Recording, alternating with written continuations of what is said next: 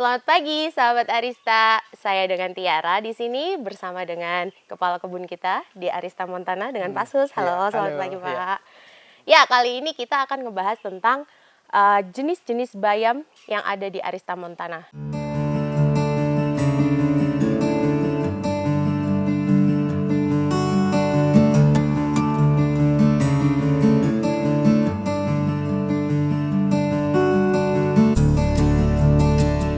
Kita boleh tahu nggak Pak Sus, kira-kira ada apa aja sih komoditi bayam yang ada di Arista Montana itu? Ya, bayam yang ada di Arista Montana itu ada berbagai jenis atau varietas, ya, antara lain ada bayam Malabar, spinat Malabar, terus juga ada Cina, jadi bayam Cina atau spinat Cina, terus ada juga bayam hijau yang biasa kita nikmatin di mana-mana ada, di pasar ada, pasar umum juga ada juga bayam merah. Nah, kita juga ada bayam merahnya, juga ada bayam Jepangnya, yaitu Horenzo atau ya spinat Jepang.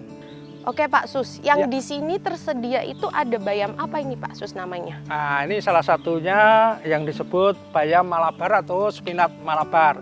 Nah, itu ciri-cirinya itu ujungnya ini dia besar, jadi ujungnya besar dan gemuk seperti ini. Nah, ini salah satu cirinya, dan kita panennya standarisasi di Arista Montana itu pucuknya. Nah, kira-kira sekitar 25 cm kita potong. Nah, gitu, itu untuk membedakan dengan bayam Cina, karena hampir mirip, tapi sebetulnya berbeda sekali.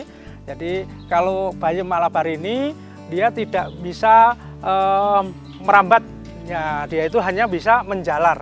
Jadi dia tidak bisa membelit si lanjarannya atau tanaman lain yang ada di sekitarnya. Hanya numpang, dia hanya menjalar saja. Jadi kemana-mana dia ini hanya menjalar ke sampingnya gitu ya. Ini bayam Malabar ini keunggulannya dia itu punya jenis selnya itu sel sempurna.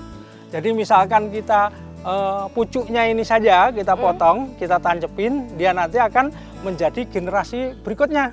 Nah Pak Sus, untuk bayam Malabar ini sendiri itu asal muasalnya dari mana sih Pak? Ya, kalau menurut sejarah tentunya karena namanya spinat Malabar berarti asal mulanya dari Malabar tentunya, tapi sudah berkembang kemana-mana ke seluruh dunia. Bahkan yang ini saja kemarin kita bawa itu dari Jepang, jadi sudah dari Jepang, dari mana-mana, jadi sudah ada. Jadi mungkin sudah menyebar ke seluruh dunia. Bahkan sekarang di Indonesia juga sudah melalui banyak juga. Sekarang mulai banyak juga. Kalau dulu ini komoditi ini hanya didapatkan dari ngimpor, itu. Jadi ngimpor mendatangkan dari negara lain. Nah, ini lagi-lagi jadi dari genetiknya. Kalau yang membedakan dengan spinat Malabar, bayam Cina ini dia pucuknya kecil karena dia ini bakal untuk dia bisa merambat apabila ketemu nanti batang atau apapun yang bisa untuk merambat untuk lanjarannya, dia akan merambat dan dia akan melintir, jadi membelit, jadi dia bisa membelit sendiri. Kalau yang Malabar nggak bisa membelit, kalau ini bisa membelit. Terus kalau ini itu gampang sekali, di setiap ketiak daun dia itu ada calon bunga atau buah.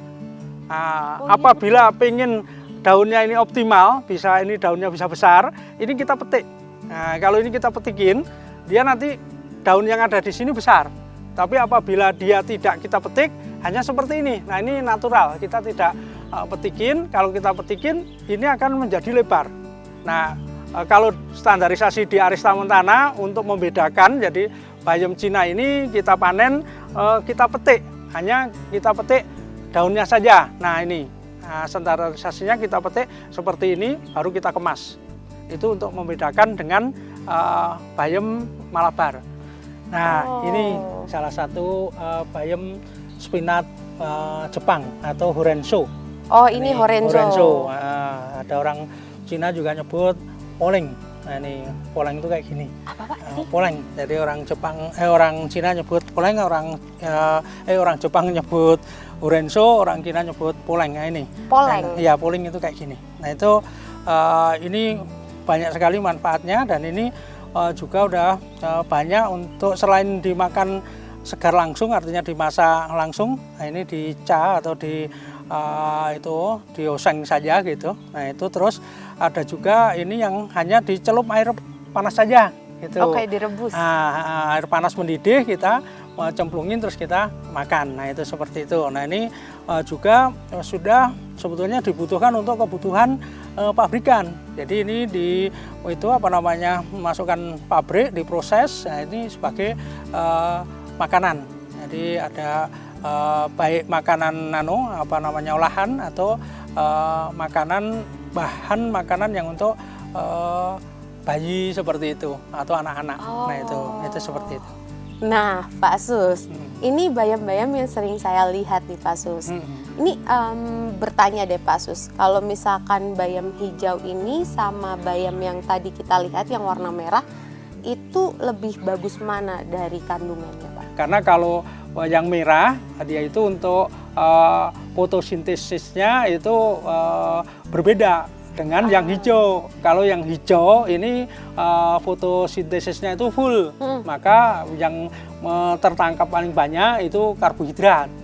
Nah, gitu. Kalau yang merah beda lagi gitu. Jadi lebih banyak mengandung zat yang antioksidan lebih tinggi. Pokoknya yang merah-merah, termasuk dia itu ZPT sama hormonnya itu berbeda, enzim sama hormon berbeda, nah gitu. Jadi yang merah itu lebih ke lebih ke untuk pertahanan gitu, itu lebih bagus, nah gitu. Pertahanan dari tumbuhannya itu sendiri ya? Baik dari pertumbuhan atau kalau kita lanjutkan kita konsumsi, itu seperti itu. Nah, jadi itu sahabat Arista Montana beberapa jenis dan varietas bayam yang ada di sini. Dan juga Pak Sus, terima kasih atas waktunya hari ini. Kira-kira kita akan ngebahas komoditi apa lagi, Pak? Wah, masih banyak komoditi yang ada di Arista Montana. Nanti selanjutnya kita bahas kembali. Oke, kalau begitu kira-kira enaknya kita ngebahas apa, teman-teman? Jangan lupa tulis di kolom komentar ya.